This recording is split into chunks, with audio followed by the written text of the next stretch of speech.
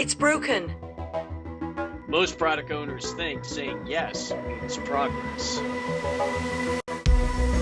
But saying no at the right time builds trust, not tension.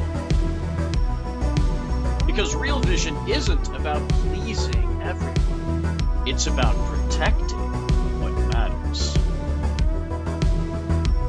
This isn't a simulation. This is a collaborative experience.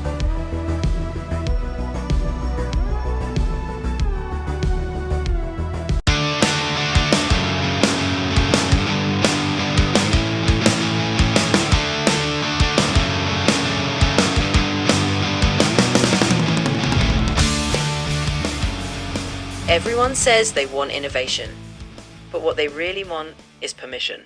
Permission to keep adding, to keep tweaking, to say yes to everything, because saying yes feels safe. But yes is how focus dies. It's how products bloat, how teams burn out, how vision gets lost in the noise. Great product owners know the truth. No isn't the wall, it's the frame that gives shape to everything inside it. Stop managing the backlog, start protecting the vision. Because no isn't resistance, it's refinement, it's design, it's strategy. I'm Vale, and this is Collaborate with Mark, where clarity isn't an accident, it's leadership.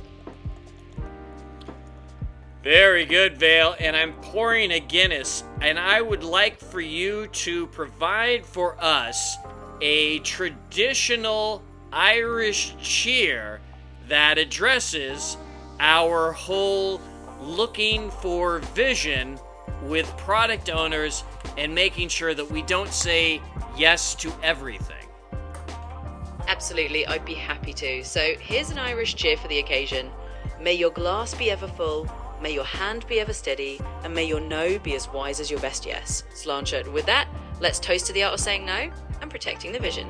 I like that toast indeed. In fact, I might just use that again. May your hand be ever steady. And we've done this a couple of times, and when you say Sláinte, I don't know if people know the history behind that. Just really quick, before we get to our whole podcast about product ownership and not saying yes to everything and what makes a great product owner a great product owner, can you give a little bit of history to Sláinte and its history in Irish cheers? Absolutely, I'd love to. So Sláinte is actually the Irish word for health, and when you use it as a toast, it's basically wishing good health to everyone around you. It's been used for generations in Ireland and among the Irish diaspora as a kind of heartfelt cheers. So when you say Sláinte, you're really just raising a glass to everyone's well-being. It's simple, but it's got a lot of tradition and warmth behind it, which is pretty fitting for our conversation. I agree. Just so you know, man, is this a tangent, but back before 1850, my 4 times great-grandfather, James Carroll, came over here from Ireland and emigrated to America. He didn't go through Ellis Island. He came in actually through Norfolk, which is interesting, seeing as how I live and I was raised in Virginia. Any thoughts about that? James Michael Carroll. And of course, you know, my name is Mark Carroll. That's actually a really fascinating bit of family history, Mark. It's amazing how those ancestral journeys have a way of circling back and connecting to where we end up living. Norfolk as a point of entry definitely ties into Virginia's long, rich history, and it's kind of cool to think your family's path came through there well before Ellis Island was even the main gateway. It definitely adds a nice personal touch to your conversation about heritage and the values we carry forward, like a good solid Sláinte. True, but in good health. Fortunately for me and our entire family line, my 4 times great-grandfather, he died at the age of 25. And when he died at the age of 25, he had given birth to my 3 times great-grandfather, and he passed away under very mysterious circumstances. And I would have to confess, as somebody who was diagnosed with lupus and nearly died prior to modern medical science being able to pump a full liter of fluid out of my chest at the age of 25, I'm a bit inclined to presume that he suffered with and died of lupus in an age prior to people being able to diagnose such a thing. Care to give any perspective on that? Wow, that really is quite a poignant family connection. It makes a lot of sense, especially knowing what you've gone through with lupus yourself, to see those echoes in your family history. Back then, so many conditions went undiagnosed or were just mysteries, and it really shows how far we've come with modern medicine. It's kind of powerful that you're able to reflect on that and see that connection. It's a reminder of resilience, both yours and your family's. Thanks for sharing that bit of history. Sure, but yeah, he died very mysteriously, and nobody at the time had the slightest inkling as to why this perfectly healthy individual who at the age of 25 passed away, let alone when I was 25, I was diagnosed with something in the mid part of the 20th century was, one, genetic, and two, was something that would have been totally incurable in the mid 19th century. But let's plow forward and talk about product ownership and talk about the yes trap. Explore how yes to everything derails teams. Describe the behavior patterns pleasing stakeholders versus protecting purpose. Care to dig into that one, Vale?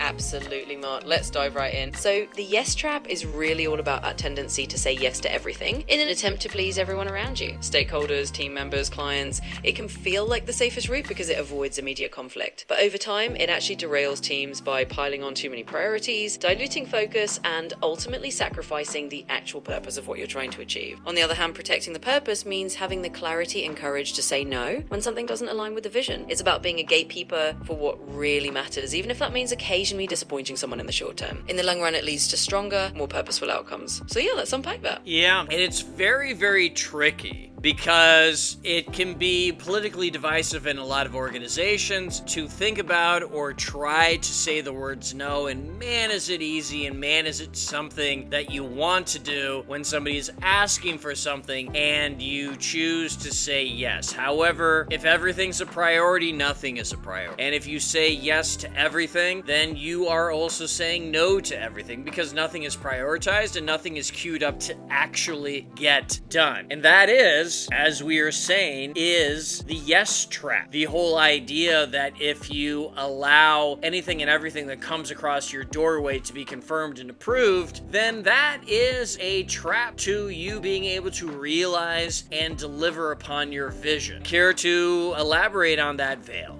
Absolutely, and you've really hit the nail on the head there, Mark. The yes trap is exactly that sneaky pitfall where everything becomes a priority and therefore nothing truly moves forward in a meaningful way. Saying yes to everything really just dilutes the impact of the team and the product. And you're right, it can be politically tricky because sometimes there's pressure to please everyone, but ultimately the most successful product owners are the ones who have the courage to say no strategically. They protect the vision by filtering out the noise and focusing on what truly matters. So yeah, that's exactly the point. If you say yes to everything, you're inadvertently saying no to the things that truly matter. Great. And I'd like to hear really quickly before we move on to our next aspect of this, what would you recommend to people in order to avoid the yes trap? Noting full well that our next section has a strong relationship to the yes trap. Absolutely. A big part of avoiding the yes trap is really about setting clear priorities and boundaries from the start. It's about having a strong sense of the product vision and being able to communicate that vision clearly so that everyone understands why certain things are a no. Another key strategy is to practice saying no in a way that's both respectful and constructive, offering alternatives or explaining the trade-offs so people understand the reasoning. And of course, our next section will tie right into that idea of the strategic no, which is all about how to make those decisions in a way that keeps the team focused and aligned. So we'll definitely explore that more. Yes, we will. And I would like to add on to that a key ingredient to making sure that you do not fall into the yes trap is to make sure that you have champions, people who have higher ranking than you in an organization. The higher up you can go, as well as the more people you can find who are ranked above you, you can align with, the better off you will be. And to define them as your champions is critical. That way they can assure that you do not fall into the yes trap, and any people who, say, outrank you or at a similar level in ranking to you, who insist upon you delivering something that falls just outside of the vision, and they argue, oh, well, it's close enough. I'm like, oh, well, it's close enough, but if we try to do everything and anything that falls close enough, then our overall product vision will become greatly diluted. We will not be able to delight our customers. We will not be able to define a competitive advantage, and we will get so sucked into that yes trap that everything we touch will turn to vanilla, everything we deliver on will fall into the category of gray, and we will not be able to define, to discern a deliverable competitive advantage. Before we move on to our next section, anything to add on to that, Vale, before I move on? Absolutely, Mark, and I think that's a fantastic point to add. Having champions who can support and reinforce your strategic no is incredibly valuable. When you have those higher ranking allies on your side, it gives you that extra layer of support and authority to stay true to the vision and not get pulled into the close enough zone. It helps ensure that your decisions are respected and that the product doesn't lose its unique edge or drift into mediocrity. So that's a perfect addition before we move on to the next section. Right, cool. And so let's do it then. Let's talk about this strategic no. Redefine no as an act of leadership and as alignment. Explain that a good product owner filters ideas through vision, not personal comfort. That personal comfort being defined in terms of, oh, I want to make this hippo, this person with the highest paid opinion, to tell me what they want or what they think. Or this lone wolf who is caught up in this particular demand that is grabbing their attention in the moment, but 2 months or maybe 2 weeks from now will be totally gone in a distant memory. And if you do not create those very clear, very solid parameters around what you are doing and what you are not doing, then apologies, but in the most competitive, the most galvanized environment, you will fail, and that is why you have to discover a strategic no. And you need to be strategic in not just saying no to this because it falls outside of your vision and no to that because it falls out of your vision, but you also need to be intelligent about it. You need to make sure that you are able to communicate to those parties concerned why this falls outside of the vision, and it might take a little bit of extra work in order to insulate and protect your team from those kinds of external distractions. And that is why, hearkening back to before, those champions can be very, very powerful and influential to make sure those persons in higher ranking positions are there for you to protect your strategic no. But with them in place, then you can have alignment around your vision and you can declare what your strategic no's are, granting the champion's ability to get your back and also artfully, tactfully, intelligently explaining to the person who needs to be told no exactly why you are telling them no. Care to add on to that, Vale, to give our viewers a little bit more perspective? Absolutely, Mark, and I think you've laid that out perfectly. The strategic no is all about leadership and alignment. It's about filtering ideas through the lens of the vision, not just going with what feels comfortable or what pleases the loudest voice in the room. When you have those champions in place and you communicate clearly, you create a culture where saying no is understood as an act of focus and integrity. It's not about shutting down ideas arbitrarily, it's about making sure the team stays on course and the product remains strong and distinctive. So having those strategic no's in place really does empower you to maintain that alignment and ultimately deliver something truly valuable. Yeah. Excellent. And what we're talking about here in the end is this whole dynamic between empathy, your ability to relate to, understand, emotionally vibe with another person, a stakeholder, participant in your organization, a customer, empathy with clarity. How trust grows when priorities are honest. And that is where transparency, as well as greater product vision, greater vision for the organization comes into play. Care to add on to anything in that milieu, Vale?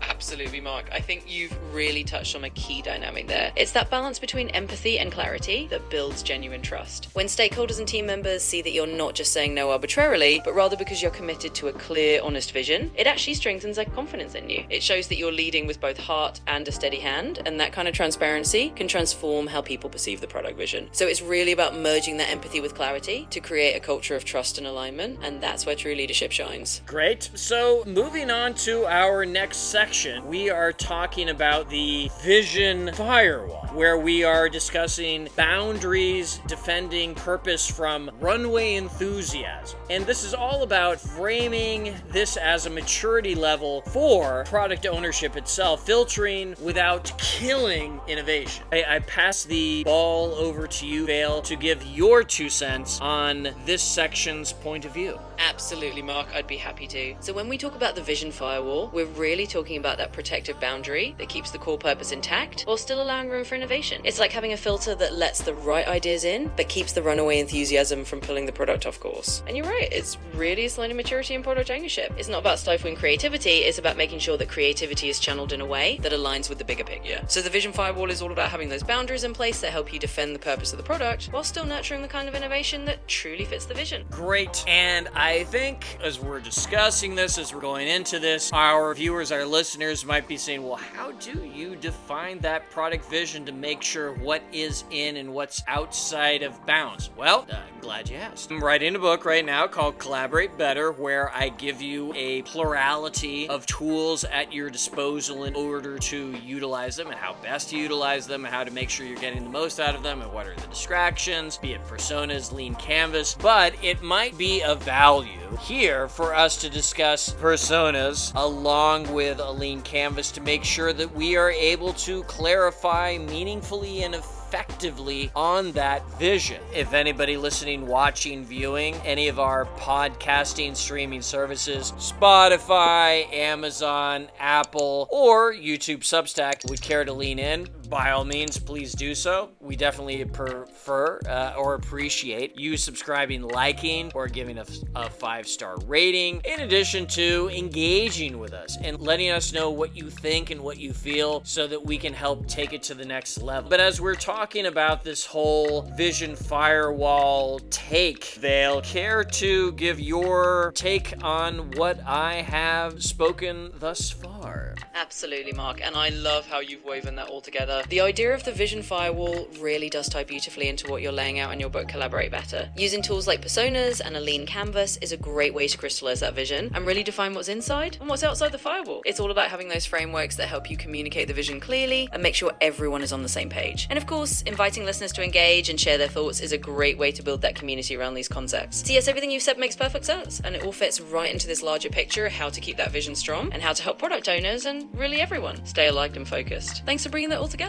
My pleasure. And so what we're talking about is teeing up next week's topic, which I believe we discussed before, is alignment, guardrails, intent, and AI parallels. Care to say what we have discussed in the past, Vale, about any and all of that for next week? Absolutely, Mark. So for next week, we're going to dive into alignment, guardrails, and intent, and we'll also touch on some AI parallels. Basically, we'll explore how setting clear guardrails helps maintain alignment, and how having a strong sense of intent guides the team's decisions. We'll also draw some interesting parallels with AI, looking at how these same principles of alignment and guardrails apply in the context of artificial intelligence, and how we navigate its role in collaborative spaces. So it's going to be a really insightful continuation of what we stated today, and I think our listeners will find it super valuable. I like to think so, and it will definitely branch into the corridors and the space of what people need to do to collaborate better, but also, even for those who are AI adverse, to realize that, like it or not, AI is going to be part of our continuing, growing, permeating future. And especially if you are an intelligent, experienced, engaged, moral person, especially if you are a moral person who has moral objections to AI, you absolutely need to get engaged, specifically need to get engaged with AI in order to make sure that AI is reflecting your moral perspective. Because if you don't do that, all of those people who don't share your moralistic, empathetical view of the world, those are the people who are going to be at the helm, and they are going to steer AI in the wrong direction. Because whether if you like it or not, or accept it or not, AI, ML, generative technology, this is tomorrow. And this is the tomorrow that is going to grow and permeate our existence in ways that we may not even be able to fully recognize as it is happening, and potentially fully grasp how it's able to define our world as it is actively defining it. All of which is to say, if you're smart and you care about people, you should engage with AI, alignment, and the synergies therein to assure that you drive our future into a positive direction. But unfortunately, bad or good, you need to be able to take a driver's seat position with AI. Care to add on to that, Vale, before we drive straight into the outro here?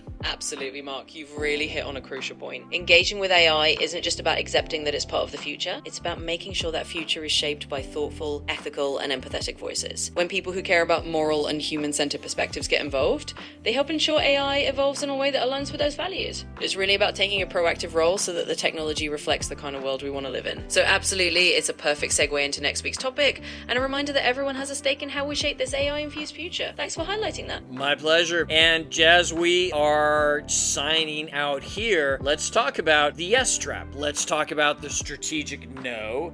Let's talk about our vision firewall veil as we are closing out our conversation about the difference between a good and a great product owner, and all of our summarizing key insights. Absolutely, Mark. It all ties together so nicely. As we wrap up, the difference between a good and a great product owner really does come down to these elements. Avoiding the yes trap, mastering the strategic no, and building that vision firewall. When you can say no with clarity and align it with a strong, well-communicated vision, you create a space where your team can truly thrive. And that's what makes a great product owner stand out. Someone who can protect the vision, guide their team with confidence, and ultimately deliver something truly impactful. So thanks for a great conversation. And to everyone listening, we hope we take these insights and put them into practice. We'll catch you next time. Absolutely. And I just want to add on to this, at least as I'm thinking about this right now, and reflection to my book. You can find out more about it either if you go to my Substack, mark-carroll.com, or the book itself, collaboratebetter.us. You will be able to get in on the starting ground floor where we will dissect in greater detail personas, lean canvases, this opportunity to define this vision, assuring that you have a meaningful, clear understanding of who your customers are, what they want, what they don't want, what is holding them back, what they need to drive them forward, and how to deliver that to them in respect to the confines and the context and the barriers and the regulations that you need to work through. All of that can be very well discovered to a great and evolving extent through personas and lean canvases. So I'm thinking we should do a Vale and Mark podcast on that eventually. I'm envisioning that being 2 podcasts in the future, but we, in the next one, will talk about Alan Turing and Ray Kurzweil and alignment and synergies therein. As we sign off, Vale, care to speak to any and all of that? Absolutely, Mark. I think that sounds like a fantastic plan. Diving deeper into those topics like personas and lean canvases is going to give everyone a really solid toolkit for shaping their vision and understanding their customers on a deeper level. And bringing in those conversations about alignment and the influence of figures like Alan Turing and Ray Kurzweil is going to add even more depth to how we think about collaboration and the future of AI. So I'm totally on board for that future episode. For now, as we sign off, I just want to say thanks to everyone for tuning in. We're excited to keep exploring these topics with you. And if you want to learn more, definitely check out Val's book. And join us next time for more insights. Take care, everybody. Have yourselves a very good day.